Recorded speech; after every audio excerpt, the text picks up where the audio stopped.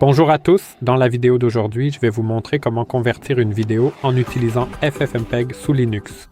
Tout d'abord, nous devons ouvrir le terminal. Et c'est ici. Peut-être qu'au début, je vais vous expliquer ce qu'est FFmpeg. FFmpeg est un puissant outil en ligne de commande utilisé pour convertir des formats vidéo et audio, changer les codecs, les résolutions et le débit binaire par exemple, ainsi que pour couper et assembler des clips vidéo. Alors maintenant, comment pouvons-nous vérifier si FFmpeg est installé? Donc FFmpeg version, je crois, ou avec un seul moins, comme vous pouvez le voir, SSMPack introuvable, et nous avons deux options. Sudo snap install SSMPack et sudo apt install. Je vais peut-être utiliser la deuxième option. Ça n'a pas vraiment d'importance. Vous pouvez utiliser celle que vous voulez.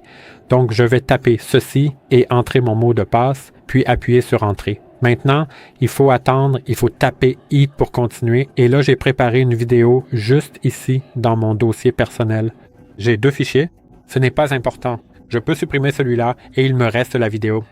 Peut-être que je vais finalement décider de changer le nom de ce fichier pour lui donner un titre beaucoup plus, disons, classique et normal. Donc, par exemple, je pourrais taper vidéo.mp4 et je serai alors bien certain que tout fonctionne sur mon ordinateur. En gros, sur cette vidéo, je vais vous montrer quelques exemples de ce que vous pouvez faire avec cet outil. Donc maintenant, mon installation est terminée. Encore une fois, je peux taper la commande -version. Comme vous pouvez le voir, ça fonctionne. Comme vous pouvez le voir, nous avons fait une erreur, mais ce n'est pas vraiment important. Nous devons utiliser cette commande pour le faire. Donc au début, je vais peut-être vous montrer la conversion de base. Par exemple, à partir de MP4, j'ai le fichier MP4, comme vous l'avez vu tout à l'heure, et je peux le convertir en AVI, par exemple. Donc, FFmpeg nous permet de spécifier le fichier d'entrée. Donc, pour moi, le fichier d'entrée sera video.mp4 et la vidéo de sortie sera, par exemple, output.avi et nous pouvons la convertir comme ça. Donc, je vais appuyer sur Entrée et comme vous pouvez le voir, ça a commencé et c'est terminé. J'ai mon fichier output.avi juste ici. Et maintenant, je ne pense pas que j'ai installé quelque chose pour l'ouvrir. Donc je vais peut-être mettre la vidéo en pause parce que, comme vous pouvez le voir, je n'ai aucune application pour ouvrir cette vidéo. Donc je vais installer quelque chose, je vais mettre la vidéo en pause, installer quelque chose et revenir vers vous. D'accord, donc j'ai installé VLC et maintenant nous pouvons ouvrir nos vidéos.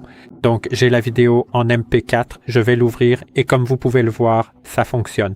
Là j'ai fait quelque chose dans le terminal juste ici et nous avons notre vidéo AVI, elle fonctionne aussi et je fais également quelque chose dans le terminal à cet endroit. Donc c'est la même vidéo, mais dans un format différent. Et maintenant, comment pouvons-nous changer, par exemple, la résolution? Nous pouvons à nouveau changer la résolution en utilisant cette commande. Peut-être que je vais effacer ça pour l'instant. Donc FFmpeg, -v encore, video.mp4. Et maintenant, nous devons taper -vf et scale. Et maintenant, nous devons choisir notre résolution. Donc égal est par exemple 1280 par 720. Et nous allons enregistrer cela dans Output. Par exemple, le caractère de soulignement en sortie, 720p point, en P4. J'appuierai sur Entrée. Et comme vous pouvez le constater, cela fonctionne. Et voilà notre résultat. Je ne sais pas si je peux vérifier la résolution dans les paramètres.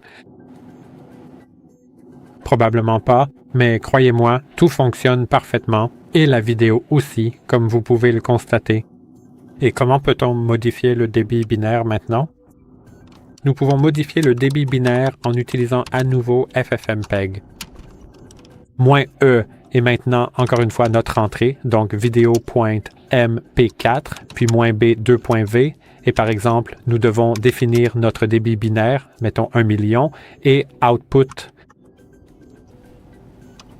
output peut être underscore bitrate point mp4. J'appuie sur Entrée et comme vous pouvez le voir, cela fonctionne.